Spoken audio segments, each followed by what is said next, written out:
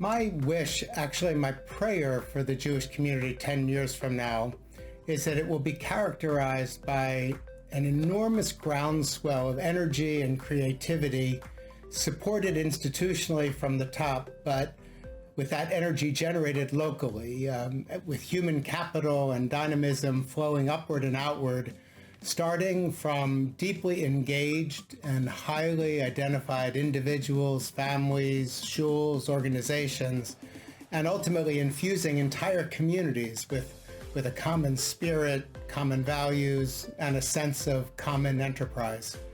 My prayer is that the cumulative power of these diverse movements will comprise a community that's so rich spiritually, intellectually, and socially that it will attract and retain the interest and investment of everyone who comes in contact with it, no matter what manifestation of community they touch.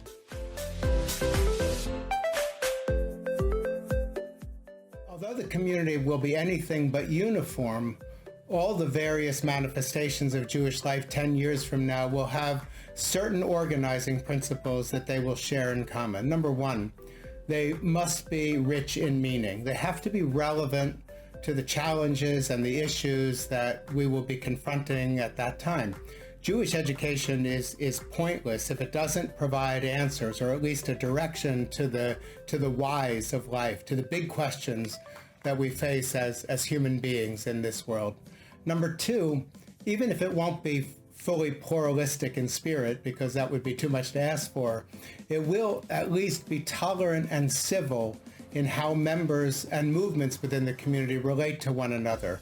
In an era of extreme partisanship and toxic rhetoric that we have to sadly assume is going to still continue to exist 10 years from now, our community in all of its segments has to model civility and exemplify what it means to disagree when we must, but to do so agreeably. Next, the community has to be willing to make demands of its adherents and be willing to promote standards that call on people to actively practice Jewish community and Jewish life, and not just belong to it in a passive or inert way. If my understanding of the data is correct, generally speaking, the only religions that are growing in the world tend to be orthodoxies.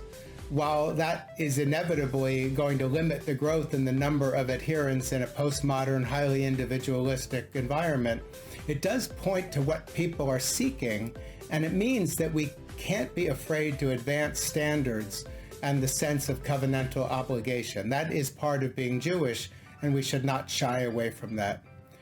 The community has to be rooted in and constantly connecting to the debates and the discussions that have been going on among our people for generations and millennia. In fact, we are part of an ongoing dialogue, and our tradition brings down to us a noble conversation that's filled with spiritual wisdom and common sense wisdom and emotional guidance, and it's a guidebook for how we live. And if we want to be part of that ongoing, unbroken chain of Jewish tradition, we need to be schooled in it, and we need to be connected in it. Rav Kook, the celebrated first chief rabbi of pre-state Israel, he blessed the Zionist vision by saying, "The old shall be made new, and the new shall be made holy." The Hebrew word for holy, of course, is kadosh, which means at its core, separate, apart, distinct.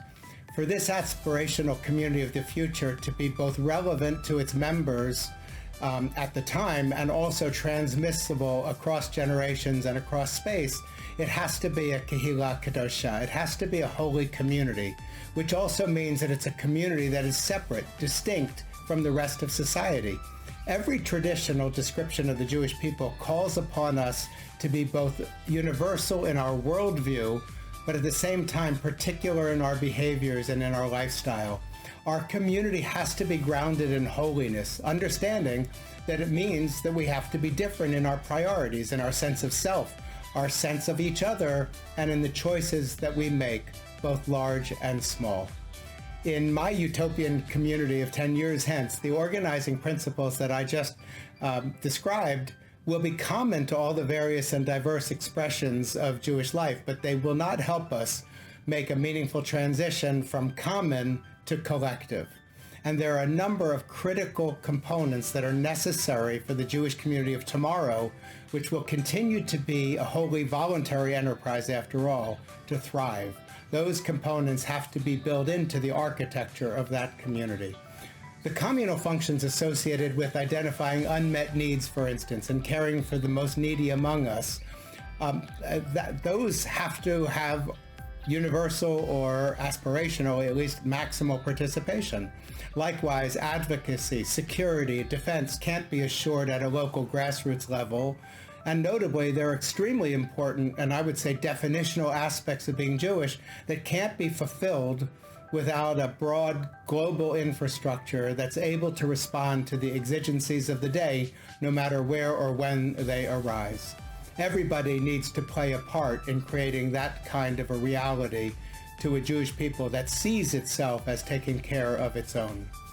Well, since I'm speaking as a sitting Federation executive, it'll hardly be a surprise that I value these collective imperatives very highly, and I consider them to be at least as important as the multiplicity of individual Jewish expressions that I talked about earlier. Ours has always been a tradition that views the individual and the communal as being codependent and equally important. It would be my prayer that the community of tomorrow values both and serves to maintain an environment in which the full potential of each individual Jew and at the same time the full capacity of the Jewish community as a whole can be realized. Ken Yehi Ratzon. May it be so.